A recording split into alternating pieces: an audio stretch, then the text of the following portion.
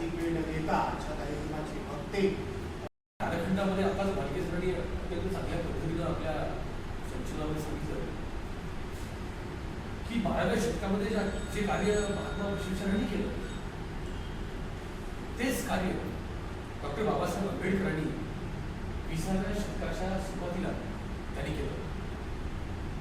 या सगळ्या घडामोडीचा अभ्यास करताना तो कालखंड आणि हा कालखंड वेगळा आहे, पण एवढ्या मोठ्या कालखंडामध्ये असली जी कॉमन समस्या आहे ती सतत चालू होती आणि आजपर्यंत चालू आहे.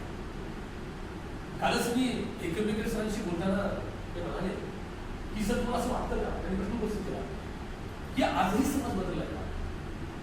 आजही एखादा शिकला व्यक्ती एखाद्या एरियामध्ये प्लॉट घ्यायचं म्हणलं तो लोक संधीचं पुढे विचार करतात. आणि अशा वेगवेगळ्या परिस्थितीमध्ये डॉक्टर बाबासाहेब आंबेडकरांनी जे केलेलं काम आहे, त्यांच्या जीवनाचा जो स्पर्श आहे, त्यांची सामाजिक बांधिलकी, सामाजिक कार्य, त्यांचं राजकीय कार्य, आर्थिक क्षेत्रामधलं कार्य, या सगळ्या घटकामध्ये बाबासाहेब हे स्वतःला वाहून घेतलेलं आहे. अतिशय महत्वाच्या गोष्टीवर प्रकाश टाकणार आहे की त्याही कालखंडामध्ये डॉक्टर बाबासाहेब आंबेडकरांवर काही आरोप टाकले गेले की स्वातंत्र्याच्या लढ्याशी त्यांचा स्पर्श नाही का? बाकी सर्व लढत असताना डॉक्टर बाबासाहेब आंबेडकर स्वातंत्र्याच्या बाबतीमध्ये लिखाण कमी करतात पण कमी करतात. या पद्धतीची भूमिका त्या कालखंडामध्ये मांडली गेली. पण आपण सामान्य परिस्थितीबद्दल विचार केला डॉक्टर बाबासाहेब आंबेडकर इतका सामान्य माणूस होता. कारण हे लक्षामध्ये घेतलं पाहिजे आपण की दुसऱ्या महायुद्धाच्या सुरुवातीला हे ठरलं गेलं, मित्र पक्ष आणि जे इतर राष्ट्र होते यांच्यात युद्ध चालू झालं आणि या युद्धाच्या सुरुवातीला ठरलं गेलं की जर इंग्लंड जगातली सर्व राष्ट्र परातंत्रातून मुक्त करत असेल तर आम्ही तुमच्या घ्यायला तयार आहोत. म्हणजे दुसऱ्या महायुद्धाच्या सुरुवातीला हे ठरलं होतं की जगातली सगळी राष्ट्रे स्वतंत्र होणार आहे. हे सगळं होत असताना गांधी स्वातंत्र्याचा लढा देत होते. बाबासाहेबांच्या हे लक्षामध्ये आलं होतं की इंग्रज येण्याच्या अगोदर मुघलांचं राज्य होतं, इंग्रज आले आणि इंग्रजांच्या नंतरही स्वातंत्र्य मिळणार आहे. दलितांची परिस्थिती सुधारेल का? दलितांना सामाजिक न्याय मिळेल का?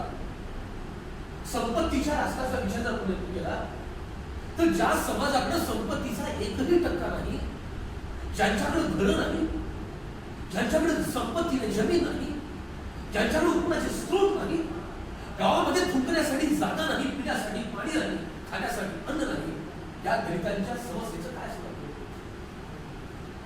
बाबासाहेबांना माहित होतं की स्वातंत्र्य देशाला मिळालंच आहे, पण आता मला स्वातंत्र्याच्या लढ्यापेक्षा मला दलितांच्या स्वातंत्र्याचा लढा अतिशय महत्वाचा वाटतो.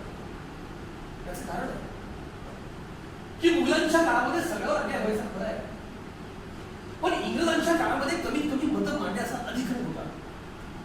मुघलांच्या काळामध्ये एखादा व्यक्ती चुकला त्याला डायरेक्ट फाशी द्यायची, पण इंग्रजांच्या काळामध्ये त्याला शिक्षा व्हायची, पण किमान त्याला कोर्टामध्ये मत व्यक्त करण्याचा अधिकार होता.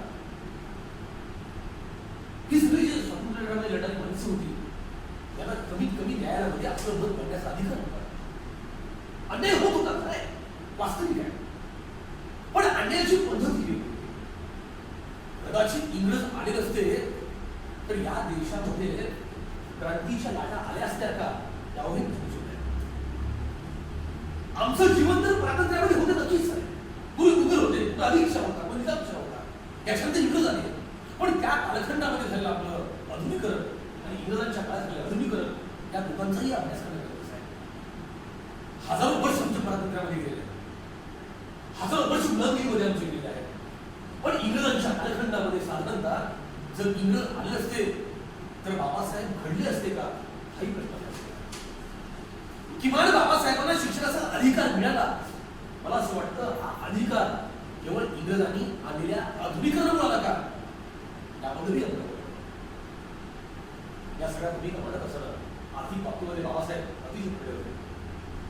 कर रचनेच्या बाबतीमध्ये जो अत्यंत उत्कृष्ट असा कराचा सिद्धांत होता, कर कसं स्वीकारायचं, आपण एखाद्या बदकाची बंद एवढेच कापा की त्या बदकाला उडता राहिलं पाहिजे पण चालता आलं पाहिजे.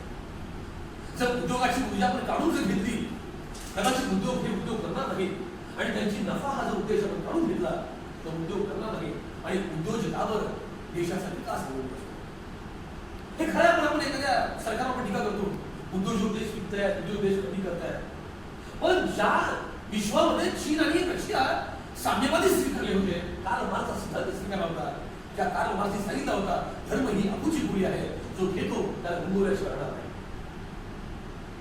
ज्या मार्क्सने सिद्धांत मांडला, दास कॅपिटल नावाचा ग्रंथ लिहिला, शोषणाचा सिद्धांत मांडला, ज्या कार्ल मार्क्सला जगाने स्वीकारलं नाही पण रशिया आणि चायनाने स्वीकारलं, त्या चायनालाही विकासासाठी साम्यवादातून भांडवल आपल्याला जावं लागलं.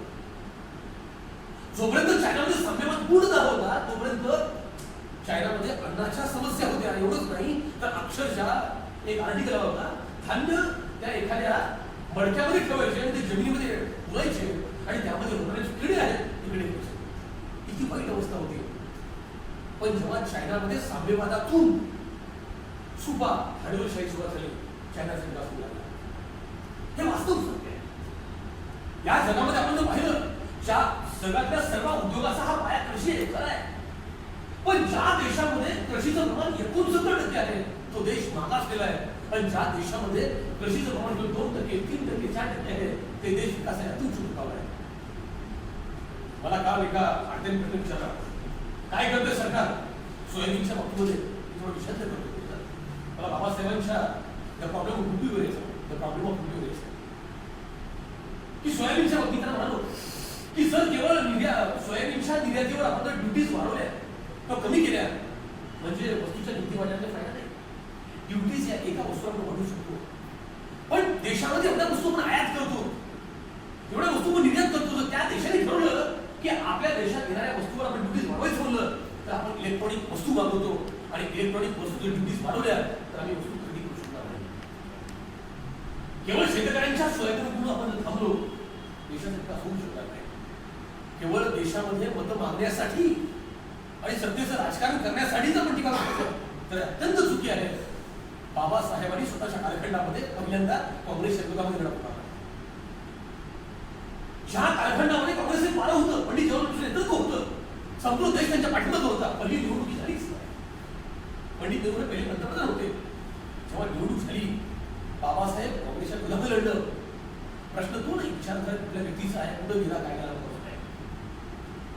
पण साधारणतः मला म्हणायचं तुम्हाला की कोणतीही समस्या कशा पद्धतीने पाहिलं हे बाबासाहेबांनी ज्या पद्धतीने करायला दिलं कदाचित दुसरा महापुरुष करायला नाही. थोडंसं मला आठवत यायचं आहे बाबासाहेब कसे घडले. 1921 ते 1950 कालखंड कसा होता. यामध्ये बाबासाहेबांचे जवळजवळ 200 व्याख्यान जे आहेत प्रसिद्ध झाले. काल मी बाबासाहेबांचे जे व्याख्यान आहे ते चालवत होतो आणि त्यामध्ये एक त्यांचे 7 व्याख्यान त्यांचे मला अतिशय आवडले.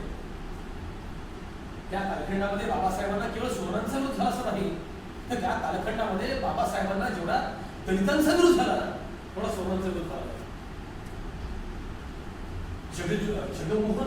जगजोहन जे लीला कुमारची मुलं आहे माहित बाबूजी मोर त्यांनी बाबासाहेबांना प्रचंड विरोध केला आणि त्या काळातल्या पक्षांनी बाबासाहेबांना संपवण्यासाठी त्यांना मोठंही केलं. पण जर आपण आज विचार आपण केला बाबासाहेबांचं कार्य त्यांचं कार्य अत्यंत विरोधाभास आहे. बाबासाहेबांचं प्रचंड मोठं कार्य. त्या कालखंडामध्ये बाबासाहेबांवर हा आरोप पडला गेला की बाबासाहेब केवळ महासमाजाचे नेते आहेत का, मातंग असेल, सांबार असेल, ढोर असेल या लोकांचे ते नेते नाहीत का, दलित म्हणजे केवळ महासमाज आहे का. तर त्या याच्यामध्ये मला तुम्हाला एक रेफरन्स द्यायचा होता तुम्हाला. 20 जुलै 1924 साली बाबासाहेबांनी जे एक दलितांची एक परिषद झाली होती लखनौमध्ये, त्या परिषदेमध्ये बाबासाहेबांनी एक व्याख्यान दिलं होतं. ते असं म्हणतात की ही जी पार्श्वभूमी आहे ती केवळ एका जातीची पार्श्वभूमी नाही. मी ज्या समाजामध्ये जन्म घेतो त्या समाजाच्या संघर्षाचा इतिहास आहे. जेव्हा अस्पृश्य लोकांसाठी वसतिगृह स्थापनेची वेळ आली तेव्हा बाकी दलितांनी त्यांना मदत केली नाही. ज्यांनी संघर्ष स्वीकारला, ज्यांनी आधुनिकता स्वीकारली ते विकासाच्या अतिउच्च टोकावर आहेत. म्हणजे केवळ त्यांच्यावर आजच केवळ त्यांच्यावर होतच नाही तर 1924 सालीही त्यांच्यावर असा आरोप पडला होता. आणि या सगळ्या जातीविरहित त्याच्यामध्ये कदाचित बाबासाहेब 30 वर्ष पाठीमागे पडले, कारण बाबासाहेबांच्या अगोदर 9 लोकांना भारतरत्न भेटलं, पण बाबासाहेबांना 10व्या स्थानी भारतरत्न दिलं. म्हणजे याचा अर्थ असा आहे, बाबासाहेब ओळखायला या देशाला स्वातंत्र्यानंतर 30 वर्ष लागले का? हा एक प्रश्न आपल्यासमोर आहे. कारण बाबासाहेबांनी स्त्रियांसाठी काम केलं, बाबासाहेबांनी शोषणांसाठी काम केलंय. पण कागदपत्रांना माहित असेल, स्टॅटिस्टिकल मेथडमध्ये क्लासिफिकेशन आपण जे करतो, कधी कधी एरियानुसार करतो, कधी लोकसंख्येनुसार करतो, कधी भूभागानुसार करतो. पण या देशातलं क्लासिफिकेशन हे जातीनुसार झाल्यामुळं कदाचित स्त्रियांना बाबासाहेब वाटत, स्त्रियांना आपले बाबासाहेब वाटत नाही. ज्या बाबासाहेबांनी हिंदू कोळीसाठी आपला राजीनामा दिला, कदाचित स्वातंत्र्याच्या नंतर असा एकही नेता सापडणार नाही लालबहादूर शास्त्री शिवाय, ज्यांनी आपल्या तत्वासाठी आपल्या पदाचा राजीनामा दिलाय. पण बाबासाहेबांनी स्त्रियांच्या हक्कासाठी हिंदू कुटुंबाचा राजीनामा दिला. पण त्या स्त्रियांना बाबासाहेब कधी आपले वाटत नाही. त्याचं कारण असं आहे की आपली समाज व्यवस्था जातीमध्ये विकसित झाली. बाबासाहेब केवळ महासमाजाचे आहेत का? या पद्धतीने जर बाबासाहेबांचा अभ्यास झाला तर बाबासाहेब कळणार नाही. बाबासाहेबांनी आदिवासीसाठी काम केलंय, बाबासाहेबांनी ओबीसी लोकांसाठी, ओबीसी वर्ग आहे म्हणजे नंतर ओबीसी आला, पण याची तरतूद बाबासाहेबांनी केली. प्रत्येक गोष्टीचं मूल्यमापन करून बाबासाहेबांनी अत्यंत चांगल्या पद्धतीनं हे संविधान लिहिलं, हा कायदा लिहिला आणि प्रत्येक घटकांना न्याय देण्याचा प्रयत्न त्यांनी केला.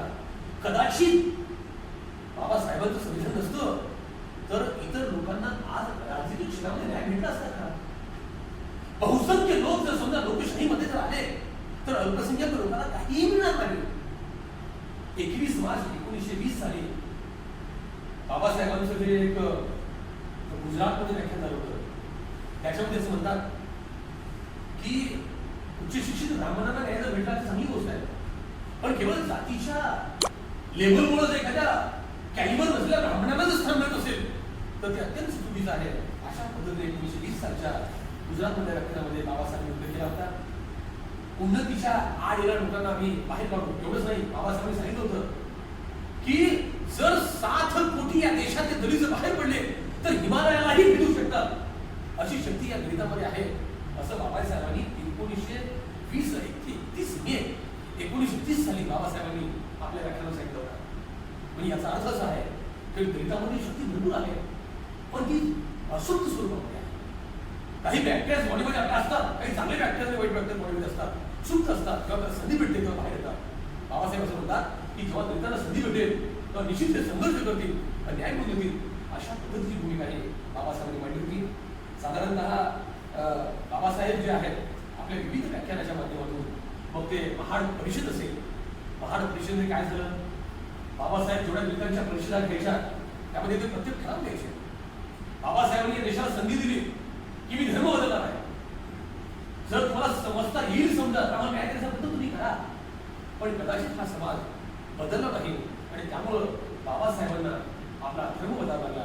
पण बाबासाहेबांनी धर्म कोणता बदलला तर या मातीमध्ये असलेला या देशाचा मूळ धर्म बाबासाहेबांनी स्वीकारला. कदाचित बाबासाहेबांना इथे धर्म स्वीकारता आले असते, पण बाबासाहेब पुढे उच्चविभूषित होते. बाबासाहेबांची विद्वत्ता आणि बाबासाहेबांची इतर धर्माचा विचार केला तर बाबासाहेबांनी अतिशय दर्जेदार असा धर्म बाबासाहेबांनी स्वीकारला. कदाचित बाकी ख्रिश्चन धर्म असेल, इस्लाम धर्म असेल, मी बाकी धर्मावर टीका नाही करणार, पण बाकी सगळ्या धर्माचा अभ्यास करून बाबासाहेबांनी साधारणतः बुद्ध धर्म स्वीकारला. प्रश्न मला असं पडतो, कदाचित बाबासाहेब या जगाला वेगळा धर्म देऊ शकले असते. इतकी श्रद्धा बाबासाहेबांनी होती. महात्मा फुले तो प्रयत्न केला, सत्यशोधक समाजाची स्थापना बाबासाहेब फुलेंनी केली,